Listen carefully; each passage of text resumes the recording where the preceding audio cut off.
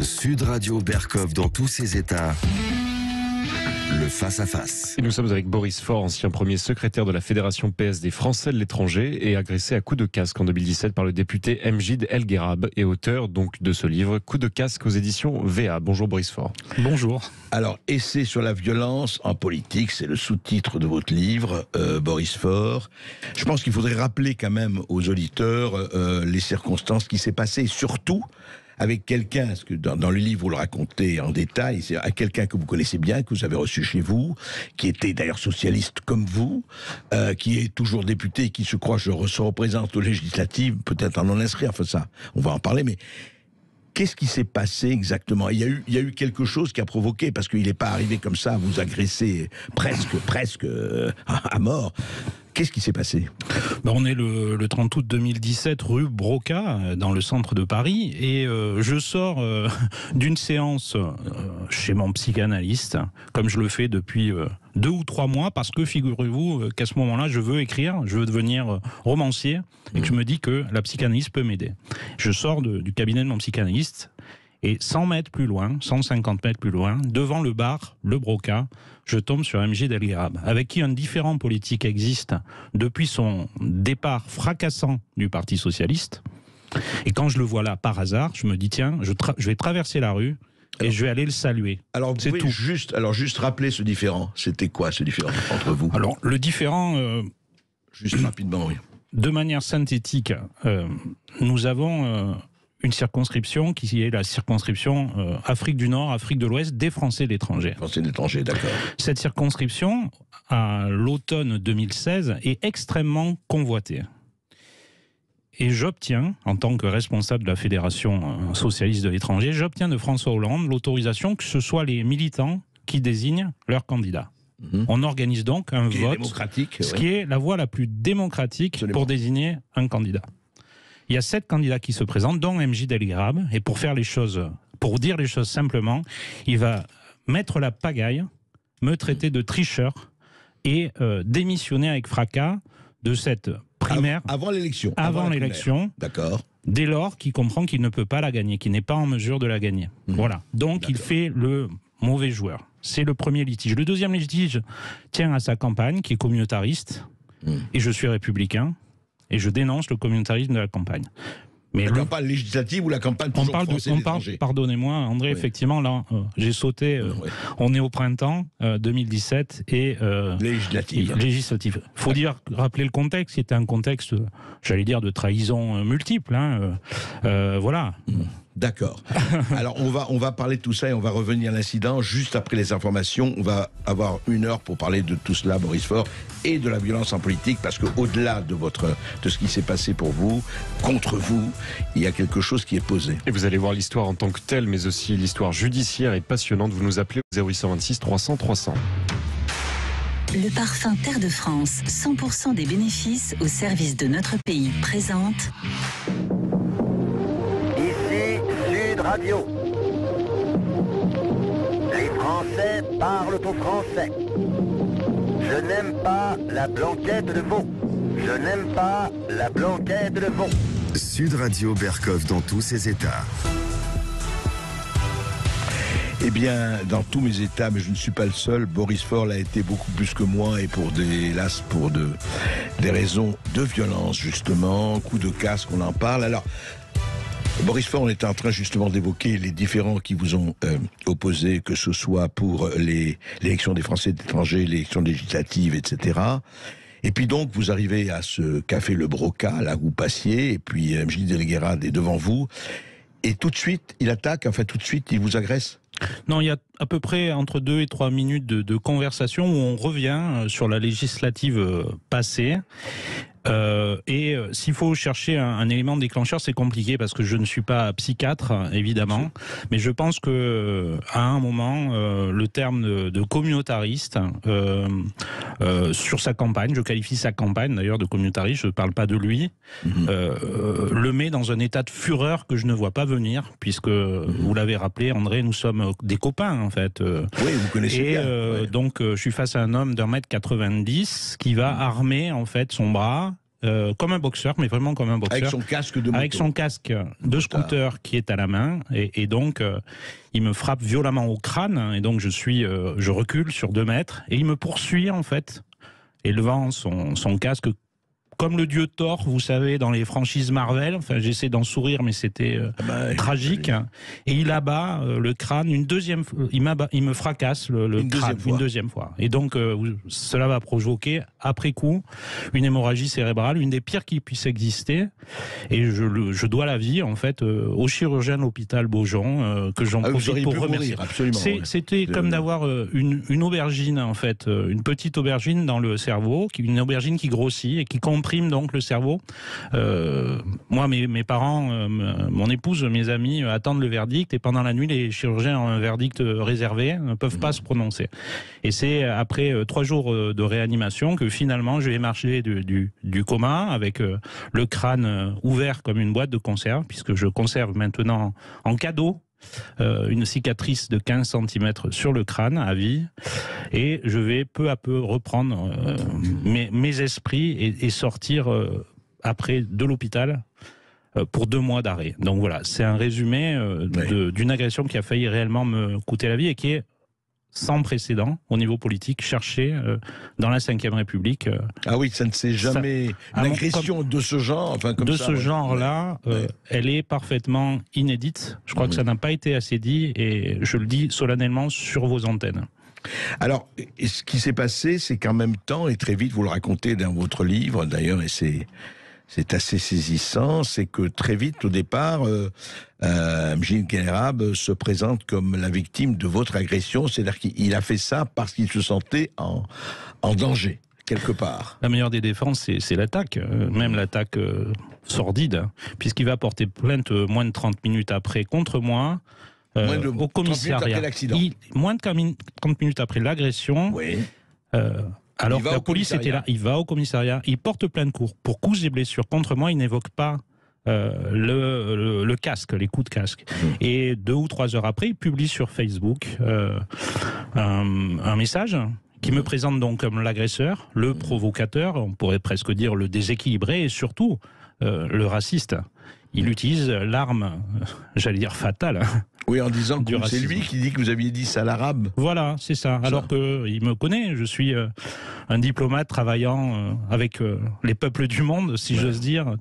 Voilà, passionné de francophonie, mais il va utiliser cette arme. Et pendant 48 heures, alors que je suis en train de me battre entre la vie et la mort, eh bien, je vais être effectivement traîné dans la boue, et ma famille avec.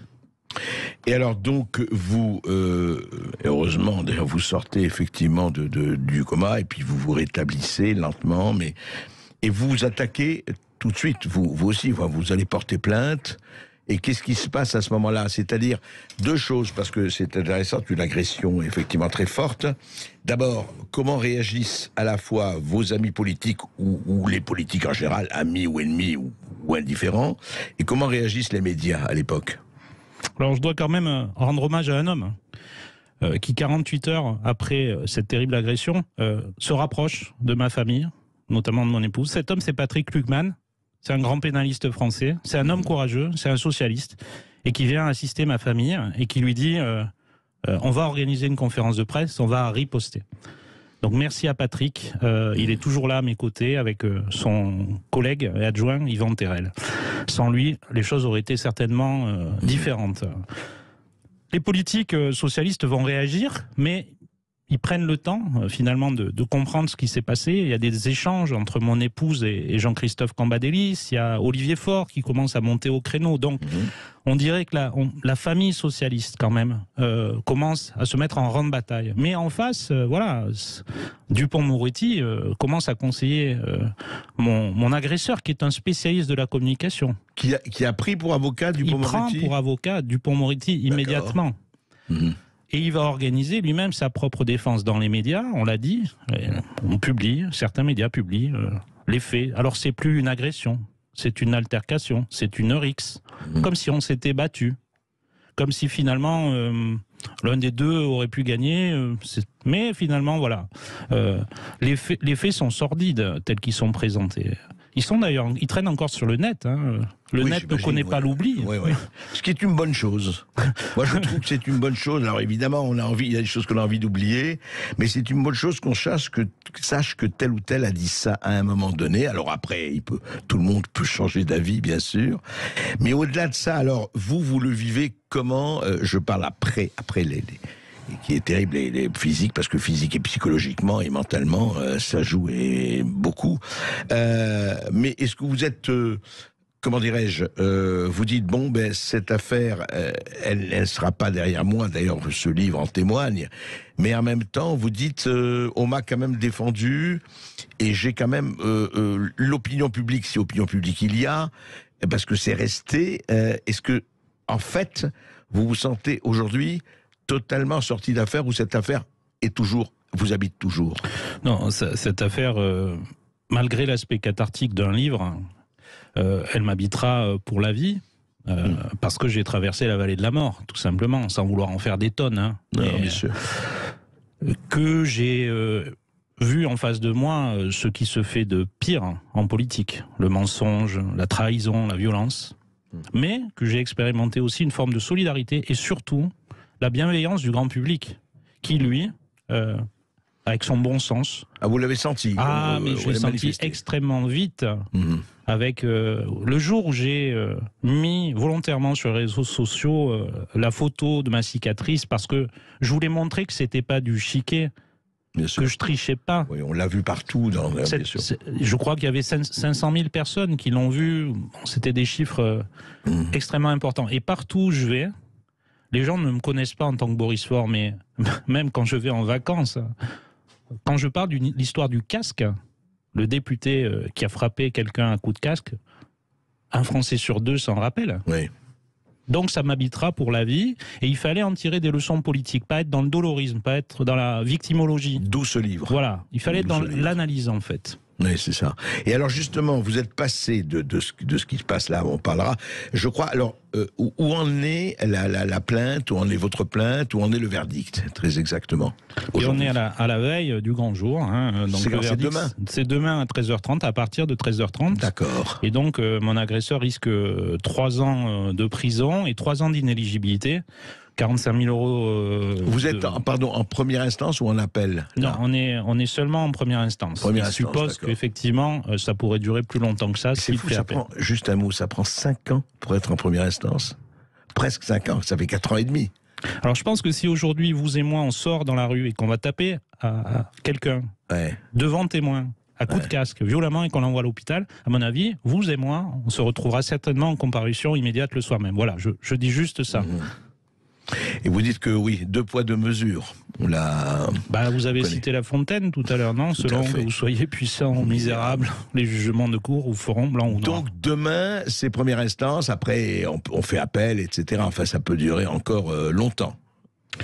Vous êtes optimiste ou pas, Boris Faure? Moi, j'ai toujours un optimisme, mais raisonnable, vous voyez. C'est bien. Alors justement, parlons de ça. On va d'ailleurs en parler juste après cette petite pause.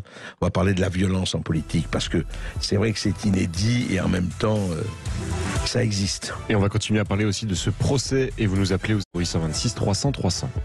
Ici Sud Radio. Les Français parlent au français. Les carottes sont cuites. Les carottes sont cuites. Sud Radio Berkov dans tous ses états. Agression politique violente à coups de casque. Comme on dit l'autre, on dit c'est ça. Heureusement, ce n'était pas ayant entraîné la mort sans l'intention de la donner ou avec l'intention de la donner. Vous en êtes très bien sorti, et heureusement, Boris Faure. Mais voilà, vous racontez dans ce livre, coup de casse, toute l'histoire de l'agression, des suites, de ce qu'il y a eu, des suites juridiques, médiatiques, de ce que ça a fait. Effectivement, politique, tout est lié, hein, en fait. Et puis après, il y a la seconde partie, c'est Essai sur la violence en politique, où vous faites un certain nombre d'entretiens avec un certain nombre de personnalités. Mais justement, la violence en politique, c'est vrai que sous la Ve République, ça n'a pas été ça, mais si on remonte plus loin, il y en a eu des violences en politique. Je ne vais pas remonter aux décapitations et aux supplices sous les rois, aux décapitations d'avant la Révolution de Robespierre et compagnie. Il y a eu même des duels. Vous savez, à un moment donné, il y avait les duels à l'épée. C'était quand même mieux parce qu'au moins, ils étaient à part égale. Enfin, ils étaient à armes égales, comme on dit. Et puis, il y a eu ce qui vous est arrivé. Et au fond, donc cette violence, vous dites que, et vous en parlez, elle est en général fleurie-mouchetée parce qu'on parle, ou alors on manœuvre en coulisses, parce qu'on voit très bien que ce soit fille ou autre, tuer quelqu'un, on n'a pas besoin de le tuer physiquement, on le tue autrement. Et alors, vous en avez tiré quoi de ces réflexions sur la violence en politique et de vos entretiens? Je voudrais vous entendre là-dessus. Eh bien, j'ai changé de point de vue, parce que quand on m'a posé la question, c'était une de vos consoeurs, Léa Salamé, qui m'avait demandé en septembre 2017, mais alors au fond, est-ce que la violence augmente? J'avais dit non. Bon, maintenant j'ai réfléchi, je dis oui, en fait. Même si au départ, par son essence, la politique est belliqueuse, c'est-à-dire... Non, mais la violence, on savait depuis longtemps, vous voulez dire la violence en politique? La violence en politique, oui, c'est-à-dire à la fois en interne, au sein de la classe politique, mais aussi en externe. C'est-à-dire, j'ai comparé ça à la vie politique à un globe de cristal. C'est-à-dire que les politiques, à la fois enfermés dans ce globe de cristal, entre eux se font la guerre. Tout ce qui s'est passé depuis l'explosion du Parti Socialiste, l'arrivée maintenant de la NUPES, tout ça, si on réfléchit, c'est extrêmement violent, en fait. C'est un globe de cristal. Et... au fond, le grand public, il y a quand même une défiance des citoyens, vous le savez, à l'égard des politiques. Et cette défiance, maintenant, prend des formes de plus en plus fortes, violentes, parce que je pense que la croyance dans le système de représentation parlementaire est à bout de souffle, malheureusement. Et la monarchie républicaine donne au peuple l'envie de couper la tête du roi, symboliquement, ou de le souffleter. Oui, plus monarchiste que républicaine, d'ailleurs. Souvent, oui, et vous dites que donc, oui, en fait, ce sont les affaires, le comportement d'un certain nombre de politiques depuis des années, c'est pas seulement aujourd'hui, depuis des années, et vous dites que donc la violence a augmenté aujourd'hui. Oui, je pense que la violence a très nettement augmenté. Alors, il y a bien sûr la première violence, c'est la violence verbale, qui est très peu sanctionnée, y compris à l'Assemblée. Si on regarde le bureau de l'Assemblée, qui a pour rôle de faire la police, les sanctions sont extrêmement modestes. Donc on peut assez facilement injurier, pousser des... Voilà. Mais Boris Faure, si je peux me permettre, c'est que sous la Troisième République, en verbal, ils étaient beaucoup plus violents qu'aujourd'hui. Beaucoup plus violents. Vous savez, il faut lire des livres sur les passes d'armes entre Joffre et Foch et Clémenceau, etc. Mais ils y allaient à mort. Justement, aujourd'hui, là, je sais pas, moi j'ai un bémol parce que je trouve que c'est devenu beaucoup plus politiquement correct. On tue, mais on tue en coulisses. Non, c'est vrai que vous avez parfaitement raison. Je dis d'ailleurs, je cite Zola qui relève effectivement des débats qui sont extrêmement houleux, haineux, sous la Troisième. On traite les gens on va en fusiller dans le dos, etc. Mais ces personnes-là n'avaient pas la prétention d'incarner une forme de démocratie avancée. Non, on est censé être un peuple éclairé sous la Cinquième. Est-ce qu'on l'est vraiment? Est-ce que nos dirigeants le sont vraiment? C'est cette prétention-là qu'il faut interroger. D'accord. Et justement, alors pour vous, cette violence en politique qui a toujours existé, parce qu'effectivement, il faut prendre le pouvoir. Pour prendre le pouvoir, il faut éliminer tous les autres. Enfin, ça, c'est classique. Mais est-ce que vous faites la différence entre justement aujourd'hui, quand vous dites que ça a augmenté, mais ça a augmenté dans le sens où c'est devenu beaucoup plus difficile, que la concurrence est plus forte, ou ça a augmenté par, je dirais, la baisse de la qualité peut-être humaine ou autre, ou culturelle des protagonistes? On est bien obligé un peu de mettre en accusation les réseaux sociaux qui portent le pire et le meilleur. C'est-à-dire que aujourd'hui, une fatwa, pardonnez-moi le terme, une fatwa numérique, c'est extrêmement facile de la déclencher. Vous savez, il y a une foultitude de faux comptes. On peut accabler, mettre sous pression des trolls. Voilà. Donc il y a des armes nouvelles, donc il y a des violences nouvelles qu'il n'y avait pas au temps de la Troisième à laquelle vous avez fait référence. Oui, alors c'est vrai que c'est plus répandu, mais est-ce que je parlais de l'intérieur du monde politique? Est-ce que aujourd'hui, est-ce que c'est plus hypocrite? Est-ce que c'est plus feutré, demeuré? C'est aussi fort ou féroce ou violent, mais est-ce que ce n'est pas, à part votre cas qui serait peut-être la douloureuse exception qui confirme la règle, mais l'impression que j'ai, mais corrigez-moi si je me trompe, c'est que au fond, aujourd'hui, on tue aussi facilement. Encore une fois, l'exemple Fillon, mais on en a beaucoup d'autres. Hein. On élimine, mais on ne le montre pas. Vous, c'est l'exemple, parce que là, ça a été brutal et terriblement explicite, quoi. La société du spectacle, finalement, a gagné en amplitude.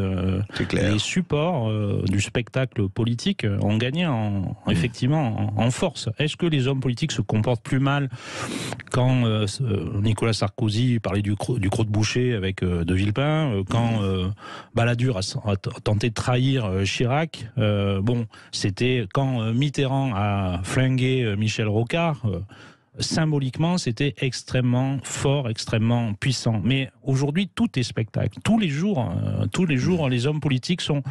Ça, je veux pas employer le terme de populisme, parce que moi, je crois quand même à la sagesse populaire. Mais parfois, la sagesse populaire n'est plus sage. Parfois, ça va trop loin. Vous savez, il y a plein d'exemples. Hein. Ils sont sous le devant de la scène, ce que vous dites, c'est ça. Ils sont en permanence sous les projecteurs. Ils sont à poil. Ils sont à nu et ils sont forcés de se déshabiller. On peut parler de dignité. De Gaulle disait il n'y a pas de pouvoir sans mystère et de mystère sans éloignement. On n'imagine pas De Gaulle sur Instagram en maillot. Bon, c'était De Gaulle. Voilà. Aujourd'hui, regardez cette malheureuse députée de l'Hérault qui s'est fait prendre les doigts dans le pot de confiture pour 3 000 €. Tout le monde sait qu'elle porte des dessous, c'en était presque. On demandait presque la couleur de la culotte. Ça, vous voyez, c'est une nouvelle forme de populisme. Et pour le coup, moi, je dis, niet, on ne peut pas aller jusque-là. Fichons-leur la paix. Les vrais escrocs, allez voir Carlos Ghosn, allons lui demander de restituer les milliards qu'il a piqués. Et laissons cette dame à sa vie de femme et de mère. Oui, c'est vrai qu'il y a, c'est vrai qu'il y a des différences. On revient à la géométrie variable, à l'indignation en géométrie variable, et de ce point de vue, c'est vrai que ça a changé. On en parle en tout cas avec vous, Boris Faure, et avec les auditeurs de Sud Radio. Et vous prenez la parole et vous posez vos questions à Boris Faure au 0856 300 300. À tout de suite. Le parfum Terre de France, 100% des bénéfices au service de notre pays, présente. Ici Sud Radio. Les Français parlent au français. Je n'aime pas la blanquette de veau. Je n'aime pas la blanquette de veau. Sud Radio Berkov dans tous ses états. Et on commence avec une surprise spontanée pour vous, Boris Faure. Bernard qui nous appelle d'Istres. Bonjour Bernard. Bonjour Bernard. Bonjour. Voilà, je suis le papa de Boris Faure, effectivement. J'écoute avec émotion cette émission. Ouais. Parce que ça fait réminiscence en moi de ces heures extrêmement critiques, douloureuses, que j'ai vécues le 31 août 2017. Il se trouve que c'est notre date de mariage anniversaire par-dessus le marché. Ouais, et là, ce jour-là, j'ai cru vraiment que je pouvais perdre mon fils. Ouais. Donc c'est très douloureux et j'ai eu la possibilité à ce moment-là d'être interviewé par les médias. Et évidemment, je me suis gardé de mettre en cause la personnalité de l'agresseur, dont je connaissais les origines ethniques. Et je n'ai vu qu'un agresseur, un pauvre agresseur, rien de plus. Je ne suis pas tombé dans une sorte de paranoïa, si vous voulez, qui était facile pour moi dans la période. Oui, je comprends. Et j'ai essayé de conserver la dignité de la famille, puisque mon fils ne pouvait pas parler à cette époque-là. Bien sûr. Voilà. Et puis, je veux dire aussi une dernière chose. Oui, sans que je sache véritablement s'il y a un lien entre ceci et cela. Oui. Mais dans les 3 mois qui ont suivi, mon épouse, qui a elle-même été très affectée par ces moments douloureux, a perdu la vue. C'est incroyable, mais elle a développé une maladie dite auto-immune qui lui a abîmé les 2 nerfs optiques. voyez, donc pour moi, cette date du 31 août 2017... Tragique. Enfin, comme Boris, je ne l'oublierai pas. Mais je veux dire enfin que Boris, ce qui me plaît en lui, c'est qu'il a complètement reçu le message éducatif que j'avais essayé de lui transmettre, celui justement de la non-violence. C'était un enfant non-violent, c'est un adulte non-violent, et malheureusement, à un moment, l'histoire a apporté un démenti à cette non-violence qui est une valeur forte, éducative, que j'avais essayé de lui transmettre. Voilà, c'était simplement ce petit témoignage-là que je voulais ajouter. Mais je vous remercie de ce témoignage. Le problème de la non-violence, c'est une vaste question. Absolument. Et je ne sais pas, moi je suis moins adepte que vous de la non-violence, non pas que je sois pour la violence, bien sûr que pas, mais je pense que dans certaines circonstances, malheureusement, il faut se défendre. Et c'est pas facile. Mais en tant qu'éducateur, on ne peut pas prôner la violence. Comme moi, je suis un éducateur de l'éducation nationale, qui est d'ailleurs une de mes passions aussi, l'éducation nationale. Et bien, cette valeur-là, j'avais eu beaucoup d'honneur à la transmettre à mon fils. Merci, Monsieur Faure. Voilà. Oui, Boris Faure, je voudrais... Merci, André. J'en prie. Je voudrais revenir effectivement, au-delà de ça, du spectacle politique. J'aimerais qu'on parle de ça. Vous avez été quand même très mêlé avec vos activités. Hein, je rappelle, Fédération des Français de l'étranger du Parti Socialiste. Imagine que vous avez été avec Yamina Benguigui, mais la francophonie est très important. Et alors, il y a une chose quand même, quitter juste le sujet, mais pourquoi... En fait, il y a deux questions sur deux effondrements. Le premier manifeste, le second, j'espère, qui sera arrêté. Le premier, c'est les socialistes, le second, la francophonie. Comment vous expliquez l'effondrement du Parti socialiste arrivé à 2,3 ? Bon, même en dehors de la personnalité de Igalo ou autre. Comment on l'explique ? Il y a 10 ans, hein, c'est pas loin, les socialistes tenaient la présidence de la République, tenaient le Matignon, l'Élysée, l'Assemblée nationale, je ne sais pas combien de régions, 2 départements, 2 communes. 10 ans après, alors il y a encore les départements de communes, il y a évidemment... Mais qu'est-ce qui s'est passé, cet effondrement quand même ? Moi j'ai une explication de bon sens assez simple, hein. Le socialisme, c'est une exigence. C'est transformer le réel. Transformer la vie des gens. Et nous, socialistes, on s'est contenté, malheureusement, d'essayer de la réformer. Et voilà. Ah oui, vous voulez dire, on ne s'est pas attaqué aux racines du problème, ou des problèmes, ou du mal. Est-ce qu'on n'a pas un peu peint les barreaux, simplement, pour dire, voilà, les barreaux sont là, mais on les a peints ? On n'a plus réellement tenu les promesses qu'on avait faites, notamment cette fameuse formule de François Hollande, hein, de rompre finalement avec le monde de la finance, de transformer l'Europe. Oui. On ne l'a pas fait. François Hollande dirait, mais on a fait plein d'autres choses. Mais voilà, on a... Non, mon seul ennemi, c'est la finance, c'était quand même un peu gros avec le recul. Hein. C'était gros, mais regardez la poussée mélenchoniste dans le pays. C'est la même chose. Il y a un désir de régulation forte de la finance. Donc quand je dis c'est un peu gros, c'était de la part de François Hollande qui a pactisé avec la finance de la manière la plus totale, quoi. Il faut le dire. Que les gens, effectivement, mettent le monde de la finance en accusation, ça, c'est pas nouveau, c'est clair. Oui. Mais enfin, vous expliquez, juste pour finir avec ça, vous expliquez que la déconfiture, faut le dire, malheureusement, du Parti Socialiste tient à ce qu'on n'a pas, à ce que vous n'avez pas, enfin vous. Le Parti Socialiste n'a pas tenu ses promesses. Évidemment, on pourrait faire 3 heures sur le sujet, mais il y a ça, il y a... on ne sait plus parler au peuple. On a d'ailleurs abandonné les peuples, puisqu'on a dit pendant des années, cordon sanitaire, les ouvriers, ceux qui étaient socialistes et communistes qui sont partis aux extrêmes, fascistes, nazisme, on ne leur parle pas, en tout cas à leurs dirigeants. Les gens se sont sentis abandonnés, on n'est pas allé les chercher, on en a même fait une politique. Absolument. Terra Nova, pour se rappeler. Et César qui nous appelle de Bayonne pour réagir. Bonjour César. Oui, bonjour César. Oui, bonjour tout le monde, bonjour Berkoff. Bonjour. On vous écoute. Bonjour à vous, monsieur. Très bien. Alors, bonjour à vous, monsieur Boris Faure, et merci pour votre témoignage qui est évidemment très touchant. Tout le monde dans sa vie a été éventuellement confronté à la violence. Moi, je voudrais juste... ça m'a touché, en fait, donc j'ai voulu prendre la parole parce que il y a exactement 1 an, Oui. J'ai fait partie d'une manifestation patriote à Bayonne.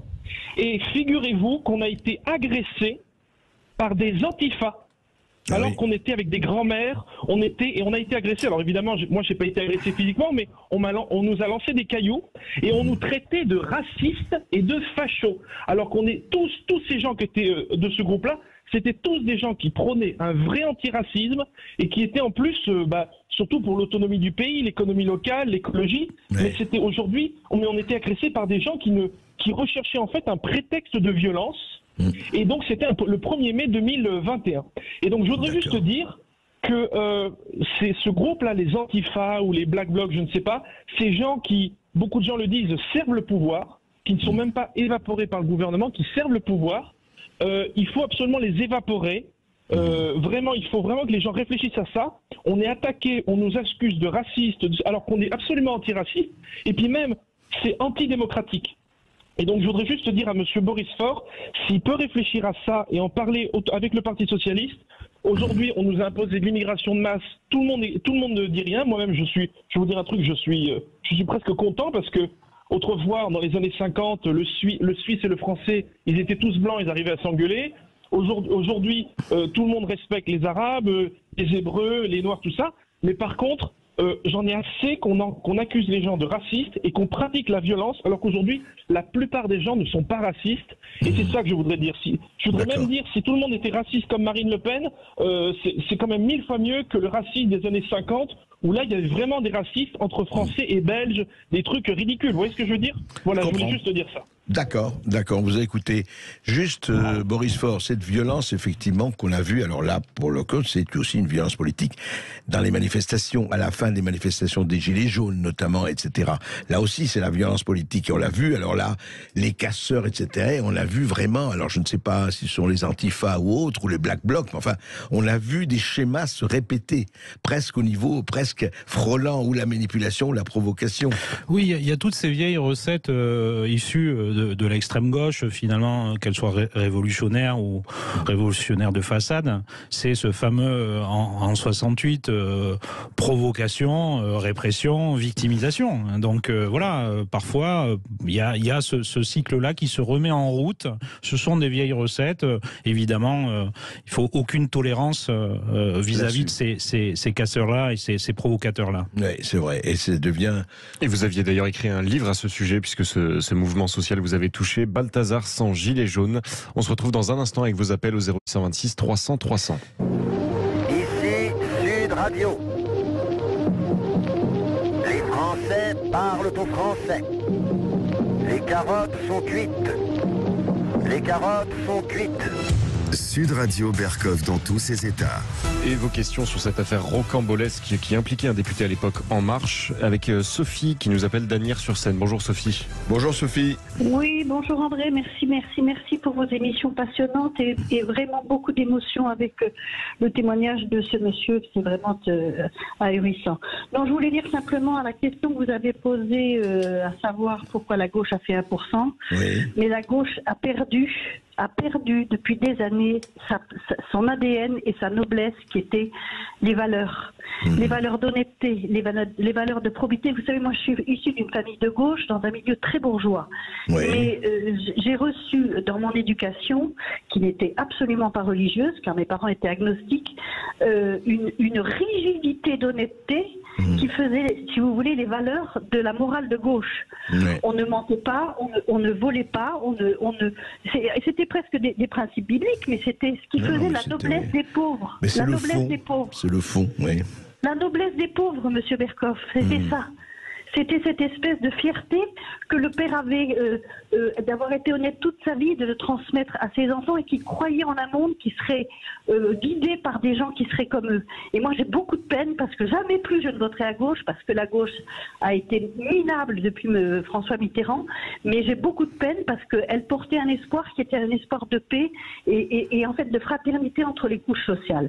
Et tout ça a été galvaudé avec la gauche caviar, avec des gens qui étaient malhonnêtes et qui pensaient qu'à leur carrière. Et c'est ça qui fait qu'aujourd'hui, la société française est fissurée comme ça. Oui, vous pensez que la responsabilité de la gauche, pour vous, est très forte, d'autant plus que vous venez de là, c'est ça, c'est ça. Mais je viens de là. Vous vous sentez floué quelque part. Ah, mais complètement. Et si vous voulez que je vous dise le fond de ma pensée, j'ai voté Éric Zemmour en me disant que de toute façon, tout était foutu de ce côté-là et qu'il fallait redresser la barre et qu'il fallait bien que quelqu'un s'y attelle en criant son amour de la France. Aujourd'hui, c'est foutu. De toute façon, c'est foutu. Parce qu'il y en a que pour les voyous. Regardez ce qui s'est passé il y a 2 jours à Paris. Ce monsieur ne sera pas condamné. Moi, j'aimerais que vous nous disiez à quoi sera condamné le monsieur qui a tabassé Boris Faure. Ça m'intéresse énormément. Pas grand-chose, à mon avis. Bah, écoutez, le verdict est demain. Boris Faure nous en a parlé. Le verdict est demain. Écoutez, nous en parlerons. Nous saurons ce qu'il en est. Boris Faure, effectivement, est-ce que cette espèce de secoussant, et vous savez, on a beaucoup d'auditeurs et d'auditrices qui nous disent un peu la même chose en disant on est désespéré, on a l'impression que ce pays va à volo et que justement, par exemple, la violence, pour reparler de la violence, n'est pas et se fait presque en toute impunité. Oui, parce que ce qui est terrible, c'est que la justice doit ses moyens au pouvoir exécutif. C'est comme si la monarchie républicaine décidait de se désarmer. Mais en fait, il faut faire encore plus d'efforts que ce qui est fait aujourd'hui pour que la justice soit extrêmement rapide et que toute la chaîne judiciaire derrière suive. Nos prisons sont pleines. Nos prisons sont pleines. Il y a quand même un problème. Je pense que les peines alternatives, bracelet, elles existent. Hein, et il y a tout un tas de personnes qui travaillent comme auxiliaires de justice et qui sont eux-mêmes épuisés. On ne peut pas faire le procès de la justice parce qu'il y a des gens derrière. Moi, je crois en la justice. Mais on doit trouver des peines alternatives et éducatives. Moi, j'y réfléchis. Je pense qu'il y a peut-être des solutions. Il faut remettre peut-être les condamnés au travail. Il y a des choses à faire. Je ne vais pas en parler là parce que c'est pas mon rôle, mais il y a des choses à faire. En tout cas, il y a aussi des choses à faire, c'est que quand même il y ait une société sans sanction est une société irresponsable. Et il faut finir avec ce que j'appelle la SII, société à irresponsabilité illimitée. Parce qu'à un moment donné, si ça n'existe pas, on sait. Et nous avons une auditrice qui veut réagir au sujet de la Chine que nous avions abordé en première partie d'émission. Joël qui nous appelle de Nîmes. Bonjour Joël. Oui, bonjour Joël. Bonjour. Donc moi je veux revenir sur la Chine. Oui. Bien sûr. Dès le premier confinement, elle a été un modèle pour notre gouvernement. Donc ne serait-ce que aussi je veux revenir sur les vaccins et sur l'obligation vaccinale déguisée. Oui. Avec le pass sanitaire et le pass vaccinal, c'est ça dont vous parlez. C'est cela, oui. Donc, il faut dire pourquoi j'affirme qu'il y a une ingérence de la Chine au niveau le plus haut du gouvernement. C'est que M. Véran est membre, comme M. Édouard Philippe, de la Fondation Chine-France. Oui, mais ça ne veut pas dire ça, franchement, qu'il est ni à la solde ni aux ordres des Chinois. Pour être dans la société Chine-France, il y a des sociétés de partout. Ça ne veut pas dire qu'ils les suivent. Vous croyez pas? Pour moi, oui. Pour moi, ça a un lien. Oui. Donc là, nous avons Monsieur Philippe Klein, qui est directeur de l'hôpital international à Wuhan, qui a passé un coup de fil à Madame Hidalgo pour qu'elle mette en relation avec M. Emmanuel Macron, et il y a dit que pour faire que les gens puissent se soumettre à la vaccination, il fallait leur enlever la liberté. Que la liberté est un faux problème. Voilà. Voilà, donc tout ça à vérifier, mais vous, en tout cas, ce que vous voulez dire, en dehors d'un certain nombre de faits, on ne peut pas en parler s'il n'y a pas la preuve. Il faut toujours des preuves pour nous. Hein. On en parle et on n'en parle pas en absence de preuves, mais il y a un problème effectivement de liberté, de confinement. Ça, il s'est posé. C'est vrai qu'au début, personne ne savait ce qu'il fallait faire. Est-ce que la Chine a influé là-dessus, comme dit d'ailleurs Jean Robin et puis d'autres? C'est possible. Vous savez, l'avenir le dira. À un moment donné, la réalité, elle sort. Elle sort peut-être un peu tard, elle sort. Je m'appuie sur 2 publications. Oui. Après les interviews de M. Philippe Klein, qui ont paru dans le journal des généralistes Egora et La Montagne, l'article dans La Montagne, plus des interviews sur France Inter et Radio-Canada. Merci merci de ce que vous dites. De toute façon, les analyses, les témoignages, elles sont toujours ici acceptées. Après, on en discute et on voit les faits et on vérifie. Boris Faure, est-ce que cette histoire ce n'est pas le sujet de votre livre, mais quand même, est-ce que ça a été une autre violence, la manière dont on a géré Covid-19 pour vous, ou pas? Oui, parce que ça a été un choc de civilisation. Hein. On le sait, une épidémie de ce type, il y en a une peut-être par siècle, une ou deux. Et donc, les contraintes, la privation de liberté, je crois que notre peuple, le français, est un amoureux de la liberté, incroyable. Donc là, ça a été, dans tous les cas, ça a été violent, oui. Oui, et j'espère qu'il restera amoureux de la liberté, parce que ça c'est essentiel.